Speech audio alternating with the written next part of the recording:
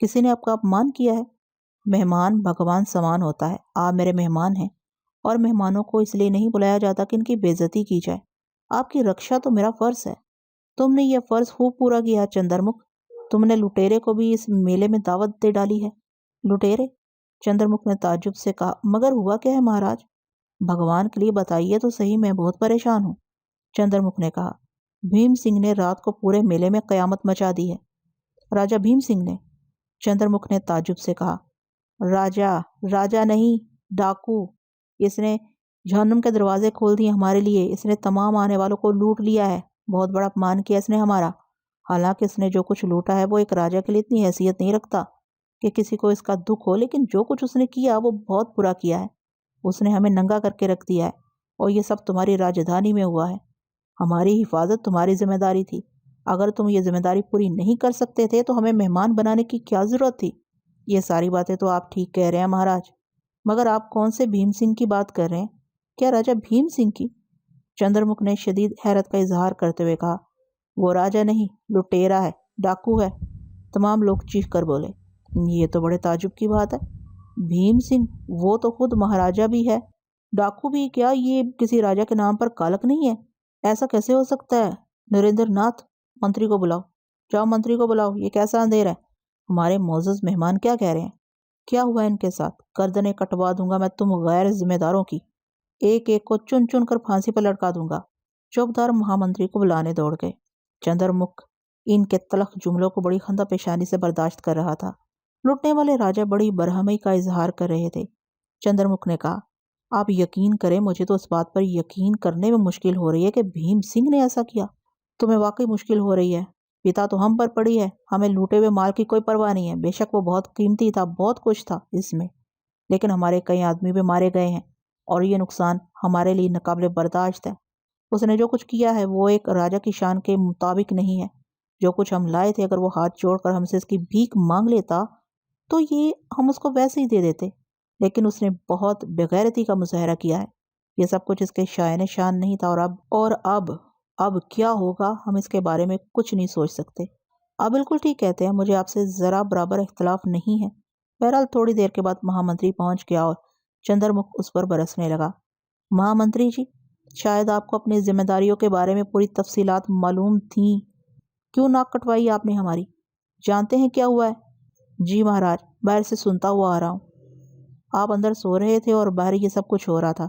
अगर आपको सोना ही था तो कम से कम हमें बता देते, हम जागते रहते। जाइए, जितने भी सवाल ले जा सकते हैं ले जाइए और भीम सिंह के डेरे को घेर लीजिए। कैसी बातें करते हो चंद्रमुख? क्या वो इतना बेवकूफ़ है कि लूट मार करने के बाद अपने डेरे पर रहे? राधन सिंह ने कहा। मैं समझा नहीं महाराज। अगर वो अपने डेरे पर होता तो क्या हम इतने ही चूहे हैं कि उसे छोड़ देते? उसका डेरा खाली पड़ा है। हम खुद इससे अपना बदला ले लेते। वो लूट मार करके यहाँ से भाग गया है। हे भगवान, एक राजा के शायने शान है ये बात। डेरा खाली पड़ा है? हाँ, और वो पहाड़ों में रुपोश होकर भाग चुका है। राधन सिंह ने जवाब दिया और चंद्रमुख ने गर्दन झुका ली। थोड़ी देर तक वो सोचता रहा, फिर बोला। मेरे भाइयों, आप मेरे मेहमान हैं। जो दुख आपको पहुंचा है उसने मेरी नाक काट कर रख दी है, लेकिन मैं आपसे कुछ और भी कहना चाहता हूँ। कहो चंद्रमुख। कबीले में राजाओं और महाराजाओं के अलावा आम आने वाले भी बेशुमार हैं। मेरे सिपाही आम आदमियों पर तो निगाह रखते हैं। मुझे राजाओं की शान का पूरा पूरा एहसास है, लेकिन मैं इतनी हिम्मत नहीं कर सकता कि राजाओं पर भी निगाह रखूं। मतलब क्या तुम्हारा चंद्रमुख? एक राजा और एक डाकू में फर्क होता है, चंद्रमुख ने कहा। अपनी बात का मतलब समझाओ, राधन सिंह बोला। चंद्रमुख ठीक कह रहे हैं राधन सिंह जी, बूढ़े राजा तुरबत सिंह ने कहा। यह बात बिल्कुल ठीक है। अगर चंद्रमुख के सिपाही तुम्हारे डेरे की निगरानी करते तो क्या तुम्हें इस बात पर एतराज ना होता कि तुम पर निगाह रखी जा रही है? ये बात तुम्हारी शान के खिलाफ थी। हाँ, मैं एतराज तो होता। और राधन सिंह किसी कदर नरम पड़ता हुआ बोला। मैं भी यही कह रहा था राधन सिंह जी महाराज। अगर डाकुओं के किसी गिरोह ने यह हरकत की होती तो भगवान की सौगंध खाकर कहता हूँ कि अब से सिर्फ थोड़ी देर के बाद इनके सर आपके डेरों पर लटक रहे होते। लेकिन एक ऐसे मेहमान ने यह काम किया है जो खुद भी एक बड़ा राजा है। राजा नहीं, उसे डाकू कहो चंद्रमुख। हाँ, इस वाक़े के बाद वो डाकुओं से भी बदतर है। अफसोस है इसने मेरी धरती पर ये कमीनगी की है। अगर मुझे इल्म होता महाराज कि वो इतना घटिया और नीच है तो मैं इसे कभी यहाँ ना बुलाता। वो राजा है, पहाड़ों में रुपोश नहीं होगा। वो अपनी राजधानी में ही जाएगा। क्या वो हमारे हाथों से बच सकेगा? राधन सिंह ने कहा। बेशक इस बात का भीम सिंह से हिसाब लिया जाएगा। उसने ये लूट मार करके सारे राजाओं का अपमान किया है। हम इसे जंग करेंगे, इसे पूरी सजा देंगे। हाँ, इससे जंग की जाएगी, तीसरे और चौथे राजा ने भी कहा। चंद्रमुख के दिल में लड्डू फूट रहे थे। यह तजवीज़ इस तरह ज़बरदस्त तरीके से कामयाब होगी, खुद उसे इस बात की उम्मीद नहीं थी। उसने कहा, और इस जंग में मैं भी आपके साथ हूँगा। उसने मेरी ज़मीन पर आपका अपमान करके मेरा अपमान किया है। चंद्रमुख ने इन राजाओं से खूब हमदर्दी की, उन्हें अपने ताउन का यकीन दिलाया और उन्हें पेशकश की कि वो उन्हें इनके नुकसान का बदला अदा करेगा। इसके इस रवैये से चारों राजाओं को काफ़ी इत्मीनान हुआ था। राधन सिंह ने कहा, नहीं चंद्रमुख, तुम ठीक कहते हो। मोअज़्ज़ज़ मेहमानों से डाकाज़नी की तवक्को नहीं की जा सकती, लेकिन बहरहाल भीम सिंह को इसका सिला भुगतना पड़ेगा। तमाम राजाओं ने यह फैसला सुना दिया कि वो मिलकर भीम सिंह से जंग करेंगे। इन लोगों के हंगामे ख़त्म हुए और वो यहाँ नहीं रुके। वो इंतहाई तैश और गैज़ो गज़ब में थे। चुनांचे वो मेला छोड़कर चले गए। इन लोगों के चले जाने की वजह से मेले का रंग बेशक फीका पड़ गया था, लेकिन बहरहाल मेला जारी था, जबकि चंद्रमुख खुद भी यही चाहता था कि मेला ख़त्म हो जाए। इसका काम ज़बरदस्त तरीके से पूरा हो गया था। चुनांचे ने बड़ी माजरत के साथ तमाम राजाओं को मुखातिब करके कहा, मैं आप लोगों से क्षमा चाहता हूँ। उसने मेरा सर शर्म से झुका दिया है। आप देख लीजिए, राजाओं में भी ऐसे ऐसे लोग छुपे होते हैं। वो लोग भीम सिंह से इंतकाम लेंगे, इसलिए मैं मेले को ख़त्म कर रहा हूँ। मेला वक्त से पहले ही ख़त्म हो गया और चंद्रमुख की खुशियों का ठिकाना नहीं था। उसने एक तरफ तो अपने खजाने भर लिए थे और दूसरी तरफ उसने भीम सिंह के लिए बेशुमार दुश्मन पैदा कर दिए थे। इन तमाम कामों से फारिग होने के बाद उसने महामंत्री को तलब कर लिया। ये इसके भरोसे का आदमी था और सब कुछ अपनी आंखों से दिख रहा था और इसकी आंखों में भी खुशी के आसार थे। हाँ महामंत्री जी, बताइए कैसी रही? एक तीर से दो शिकार करना इसे कहते हैं। मैं हैरान रह गया महाराज, आपने तो भीम सिंह को दरिया में डुबो दिया। तुम्हें पता है वो कमीना हमारे खिलाफ साजिश करने आया था, चंद्रमुख ने पुरमसरत लहजे में कहा। मगर महाराज, कई सवाल मेरे मन में हैं और मुझे अपने सवालों का जवाब नहीं मिलता। क्या सवाल है महामंत्री? ये सब हुआ कैसे? डाके किसने मारे? करमचंद ने।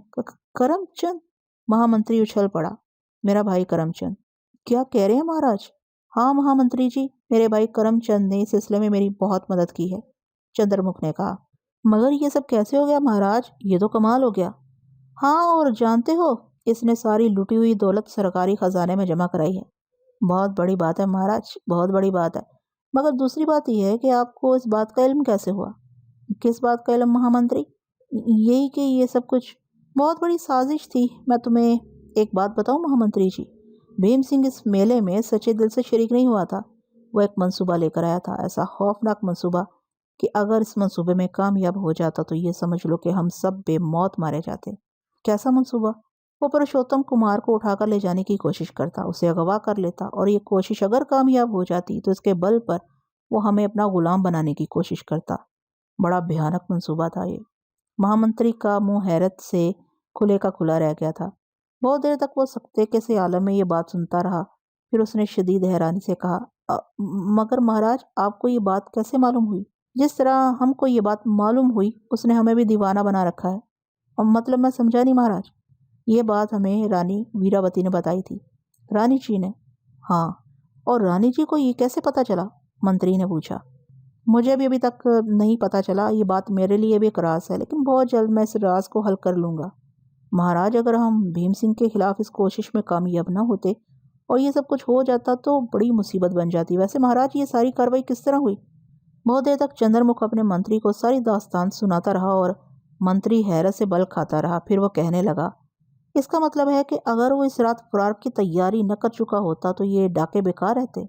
बात तो इसलिए बन गई मंत्री जी कि भीम सिंह रातों रात चोरों की तरह भाग गया। वाकई अगर वो इस तरह ना भागता तो ये बात ना बनती। बालक, बहरहाल इस सिलसिले में कोई खुशी तो नहीं मनाई जा सकती, लेकिन हम वाकई एक बड़ी ज़बरदस्त कामयाबी हासिल कर चुके हैं। बहरहाल इस कामयाबी की बेपनाह खुशी थी इन लोगों को जो इस कार्रवाई से अच्छी तरह वाकिफ थे। फिर चंद्रमुख ने करमचंद को बुला भेजा और जब करमचंद आया तो चंद्रमुख ने आगे बढ़कर उसे सीने से लगा लिया। उसने करमचंद को इस कोशिश पर बधाई दी। ये तो मेरा फर्ज था भाई जी महाराज। इससे हमारे दो फायदे हुए करमचंद। पहली बात तो यह है कि भीम सिंह का खतरा काफ़ी दिन के लिए टल गया है और हमें इसे फ़ायदा हुआ है, लेकिन इससे तुम्हें एक सबक भी मिला है करमचंद। वो क्या भाई जी महाराज? राजनीति में कैसी कैसी चालें चलनी पड़ती हैं। आने वाले वक्त में जब तुम इस मुल्क की बागडोर संभालोगे तो तुम्हें ऐसी चालों की जरूरत पेश आएगी। आप बिल्कुल ठीक कहते हैं भाई जी महाराज। ये बात इसके दिल की गहराइयों को मुनव्वर कर गई थी कि वो मुस्तकबिल का हुक्मरान है। इन तमाम कामों से फरागत हासिल करने के बाद चंद्रमुख ने हिलवत में वीरावती से मुलाकात की। वीरावती अब नीली निवास से वापस महल आ चुकी थी। उसने चंद्रमुख का इस्तकबाल किया और चंद्रमुख ने कहा, वीरा, अब तुम मुझे बताओ कि इस रात तुम्हें अगवा की बात कैसे मालूम हुई? क्या आप यकीन करेंगे महाराज कि ये बात मुझे एक छोटी सी लड़की ने बताई थी। लड़की ने? हाँ। कौन थी वो लड़की? ये नहीं जानती मैं, मगर बड़ी अनोखी कहानी है उसकी, जिसने आज तक मुझे पागल कर रखा है। बस वो ऐसी ही थी।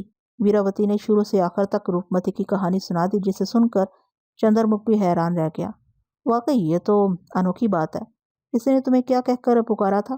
पूर्णमासी। और कहती थी, इससे पहले भी मेरा एक नाम था। ये नाम तो मैंने कभी सुना है। ओह, मुझे याद आ गया, ये नाम तो मैंने वेद में पढ़ा है। हाँ, उसने तिलक राज और दूसरों के बारे में मुझे बताया था। उसने अपना नाम क्या बताया था? रूपमती।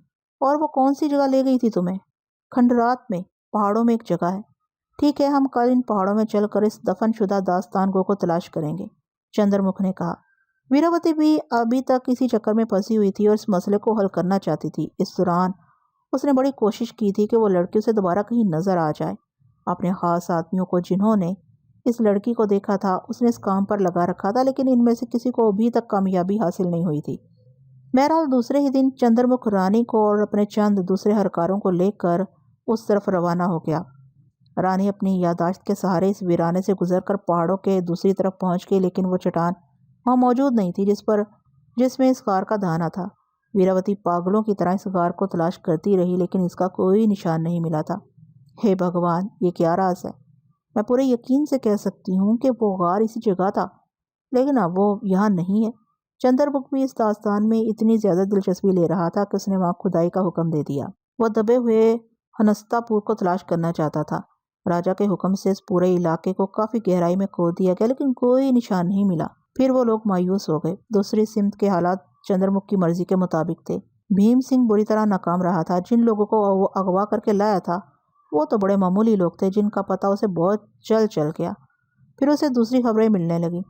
इसने 3 दुश्मन बना लिए थे। तीनों बड़े राजे थे और इन तीनों ही ने आखिरकार अपने वफद राजा भीम सिंह के पास भेजकर इसकी मजमूम कार्रवाई की मजम्मत की थी और कहा था कि भीम सिंह इनका छीना हुआ माल वापस करे और आम माफ़ी मांगे, वरना वो तीनों मिलकर इसको तबाह बर्बाद कर देंगे। भीम सिंह इस इल्ज़ाम से बौखला गया था। इसकी समझ में कोई बात नहीं आ रही थी, लेकिन हालात इसके सरासर खिलाफ थे। वो वहाँ से भागकर आने की कोई माकूल वजह भी नहीं बता सकता था, इसलिए ये इल्ज़ाम इसकी ज़ात से चिपक गया और इसका एक बुरा नतीजा ये हुआ कि इसके अच्छे अच्छे दोस्त भी इससे बदजन हो गए। यहाँ तक कि इसका सेनापति भी इससे बदजन हो गया, जिसके साथ मिलकर उसने चंद्रमुख पर चढ़ाई का मंसूबा बनाया था। यूँ भीम सिंह का मंसूबा खटाई में पड़ गया और अब एक तवील अरसे तक वह चंद्रमुख के खिलाफ कुछ करने से माजूर हो गया था। लेकिन इसके दिल में चंद्रमुख के खिलाफ बेपनाह नफरत पैदा हो गई थी। वो जानता था कि चंद्रमुख ने इंतहाई कामयाबी के साथ इसके तमाम साजिश नाकाम बनाई है और इसका मुंह काला करके रख दिया है, और अब उसे इस वक्त का इंतजार था जब वह चंद्रमुख से बदला ले सके। चंद्रमुख अब चूंकि संभल गया था, इसलिए उसे यही फिक्र थी कि किसी तरह फौजों को मजबूत किया जाए और इसके लिए उसे दौलत की शदीद ज़रूरत थी। वह दिन रात इसके लिए कोशा था। वहाँ से नाकामी के बाद आखिरकार वो वापस आ गया था और वीरावती के दिल में अब भी कभी कभी इस लड़की का ख्याल आ जाता था। एक दिन पुरुषोत्तम कुमार ने इससे फरमाइश की कि वह दरिया की सैर करेगा। वीरावती अपने बेटे की हर फरमाइश पूरी करने के लिए तैयार हो जाया करती थी। चुनाचा सैर की तैयारियां मुकम्मल हो गईं और वो एक बड़ी सी कश्ती में बैठकर चल पड़े। बांदियां साथ थीं और कश्ती पर खूब हंगामे हो रहे थे। अचानक एक बांदी ने कहा, महारानी जी, कुछ याद आया क्या? वीरावती ने पूछा। बहुत साल पहले की बात है। एक दिन हम दरिया पार करके पूजा करके वापस आ रहे थे कि दरिया में बाढ़ आ गई। बांदी ने अभी इतना ही कहा था कि वीरावती के जहन में बिजली सी कड़कने लगी। उसके दिमाग में खौफनाक धमाके होने लगे। उसे वो 2 आंखें याद आ गई थी, वही आंखें जो उसने समाधि में बंद आंखों से देखी थी, और वही आंखें उसे दोबारा भी नजर आई थी। हाँ, इस वक्त इसके जहन में वो गुजरे हुए वाकयात नहीं आए थे, लेकिन अब जब उसने गौर किया तो उसे याद आ गया कि वही आंखें तो रूपमती की थीं। बांदी उसे उस रात की कहानी याद दिला रही थी और वीरावती के जहन में हलचल हो रही थी।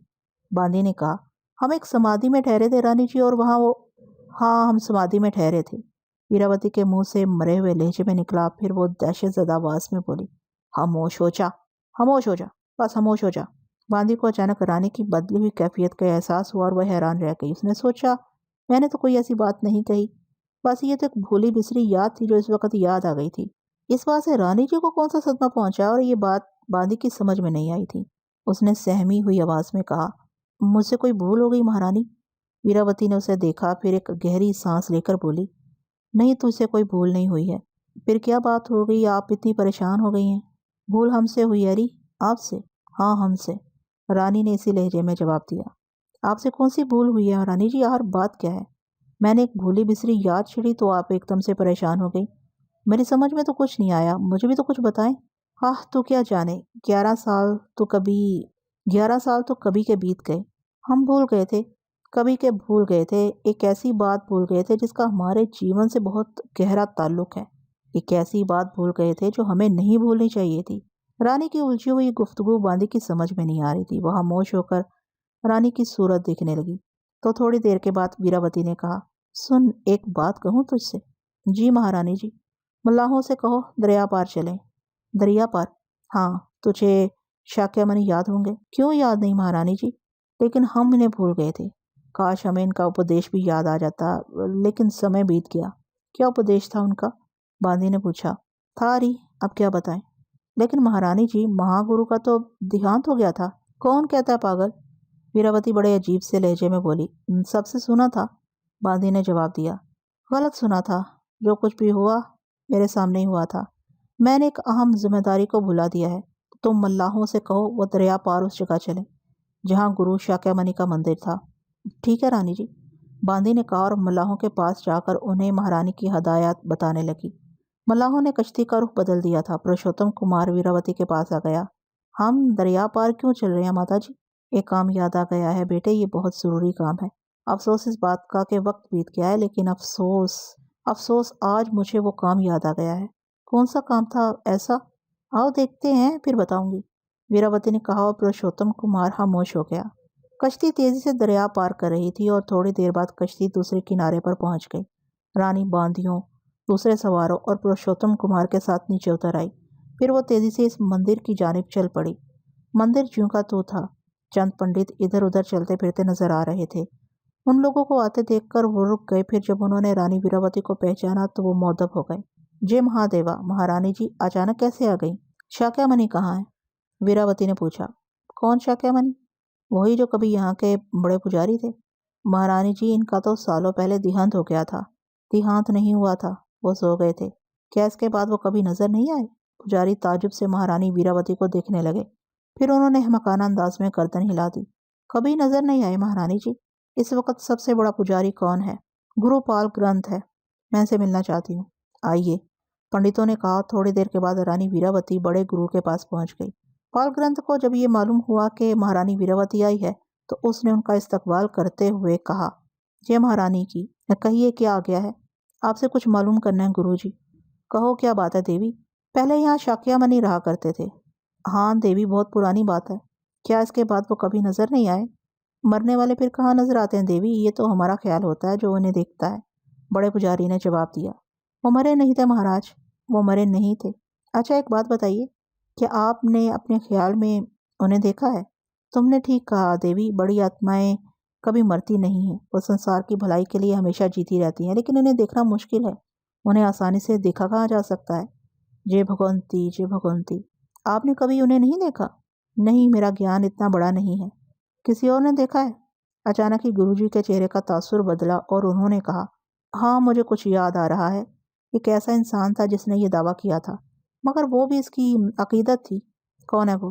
वीरावती ने पूछा। एक लकड़हारा है, दरिया पार की बस्ती में रहता है, कभी कभी यहाँ आता है। क्या नाम है उसका? शायद बंसी राज। हाँ बिल्कुल यही है, बंसी ही उसका नाम है। क्या कहता है वो? अकीदत की कोई कहानी सुनाता है। भगवान ने मनुष्य के मन को दर्पण बना दिया है। इस दर्पण में अपने मन की कोई तस्वीर सोच लो, वो नजर आ जाएगी। मैं इसे मिलना चाहती हूँ महाराज। अगर आप बस्ती जाना चाहें तो चली जाएं, मैं एक पंडित को आपके साथ भेज देता हूँ।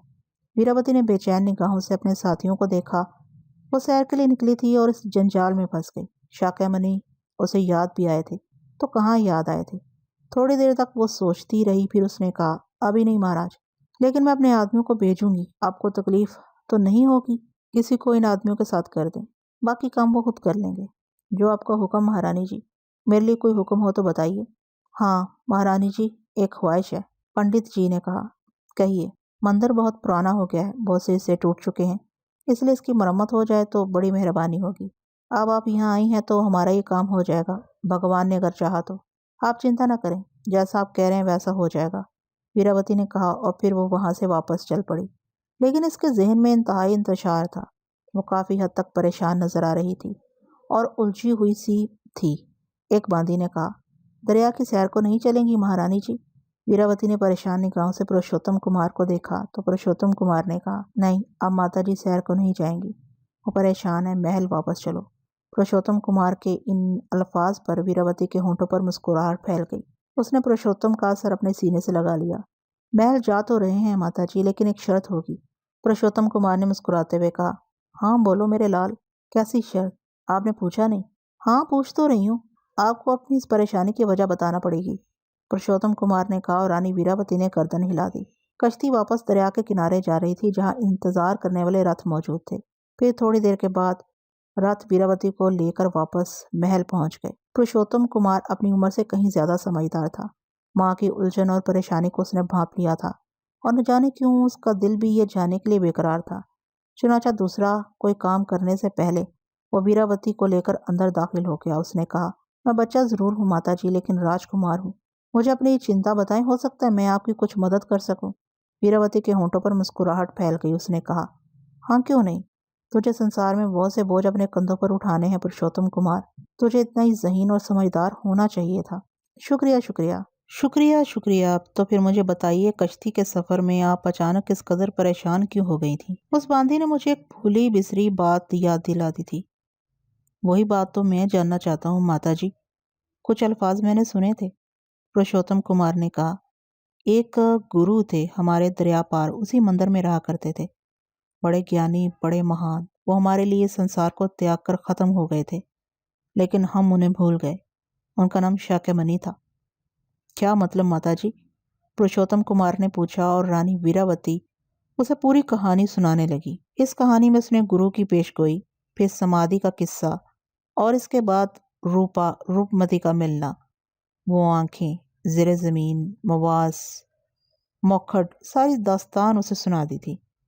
और पुरुषोत्तम कुमार बड़ी दिलचस्पी और हैरत से ये सारी कहानी सुन रहा था। फिर जब वीरावती खामोश हो गई तो उसने मुस्कुराते हुए कहा, कहानी तो बहुत दिलचस्प है माता जी, लेकिन मुझे यूं लगता है जैसे ये सिर्फ एक कहानी है। हाँ बेटे, बेशक कहानी है, लेकिन सच्ची कहानी। मुझे बड़ा ताज्जुब हुआ। फिर अब बताइए, अब क्या करेंगी आप? ये बात तुम बताओ। अब जब तुमने इतना मालूम कर लिया है तो मुझे मशवरा दो कि मुझे क्या करना चाहिए और क्या करूंगी मैं।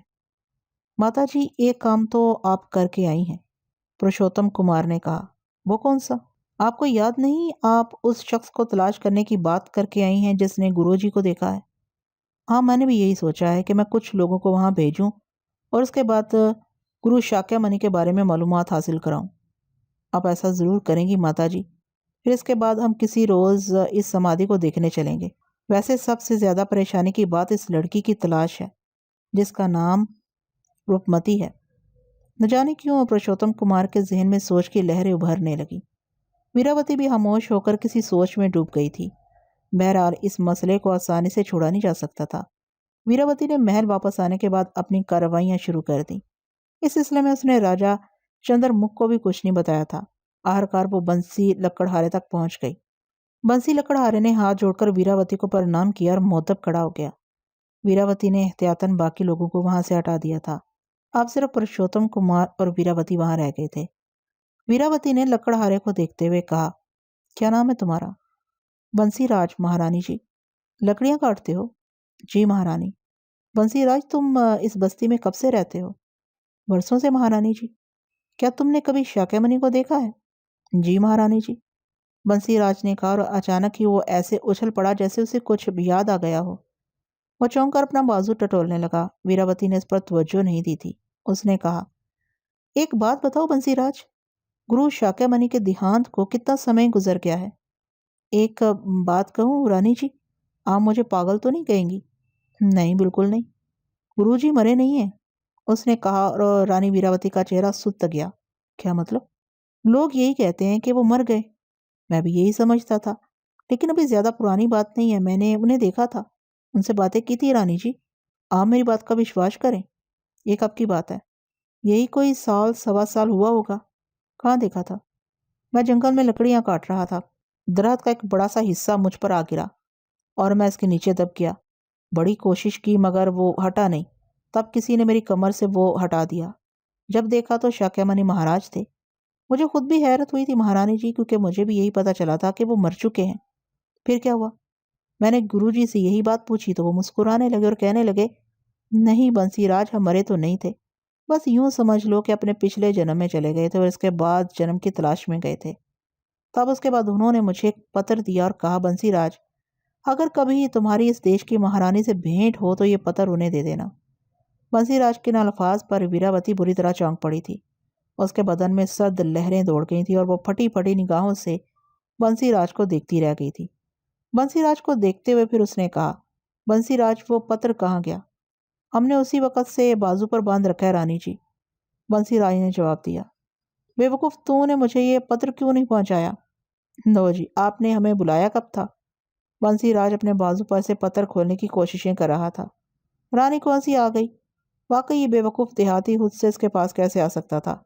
आखिरकार इसने पत्र खोलकर रानी के हवाले कर दिया। वीरवती इतनी बेचैन थी कि उसने जल्दी से पत्र खोला, लेकिन इस मैले से कागज़ पर लिखने वाली रोशनाई के चंद धब्बों के अलावा कुछ नहीं था। ये धब्बे किसी तरह भीग कर फैल गए थे। और ये क्या हो गया? वो अफसोस भरे लहजे में बोली। क्या हो गया माता जी? पुरुषोत्तम ने जल्दी से पूछा। इसकी तहरीर तो मिट चुकी है। रानी ने कागज का वो टुकड़ा पुरुषोत्तम की तरफ बढ़ाया और पुरुषोत्तम कुमार उसे देखने लगा। रानी ने सख्त गुस्से के आलम में दांत पीसते हुए बंसीराज से कहा, दिल तो ये चाहता है गधे कि तेरी गर्दन उतरवा दूं। पता नहीं कितनी बेकदरी से तूने इसे अपने पास रखा हुआ है। देख, इसकी तो लिखाई ही मिट गई।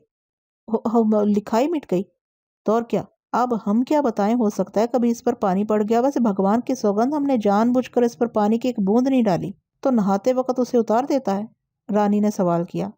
नहीं देवी जी, जब से गुरुजी महाराज ने हमें दिया है हमने उसे बाजू से कभी नहीं उतारा। इसका मतलब है इसे पहन कर ही तो स्नान भी करता है? रोज करते हैं जी।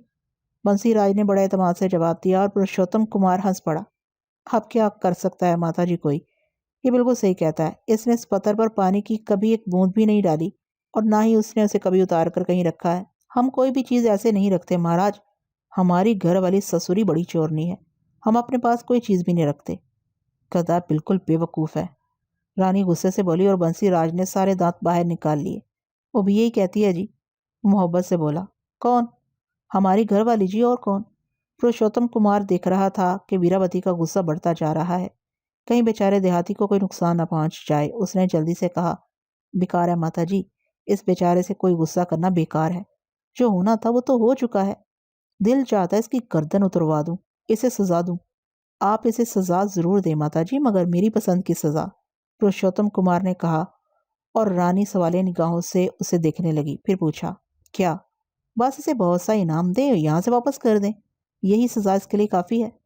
वीरावती बेटे की सूरत देखती रही, फिर इसके होंठों पर मधम सी मुस्कुराहट फैल गई। हाँ, इस गधे के लिए और कुछ नहीं किया जा सकता। ये कहकर उसने अपने खादम से एक चमड़े की थैली तलब की जिसमें सोने की अशरफियां भरी हुई थीं। अशरफियों की यह थैली इसने बंसीराज को दे दी। बंसीराज ने उसे देखा और फिर ऐसी दौड़ लगाई कि इसका नामो निशान ही गायब हो गया।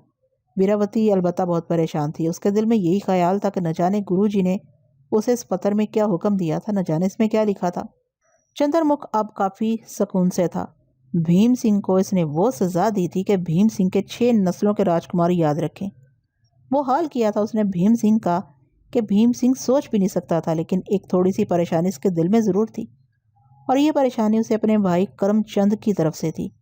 करमचंद के बारे में वो अच्छी तरह से जानता था कि वो किस तरह का इंसान है। उसने जो कुछ किया था वो सिर्फ इसी लालच में किया था कि इसके बाद चंद्रमुख उसे राजपाठ दे देगा। बहरहाल वो करम के बारे में गहरे अंदाज में सोच रहा था। उधर करम इस वाक़े के बाद काफ़ी दिन तक खामोश रहा था। फिर एक दिन वो चंद्रमुख के पास पहुंच गया। चंद्रमुख ने बहरहाल पुरतपाक इस्तकबाल किया उसका।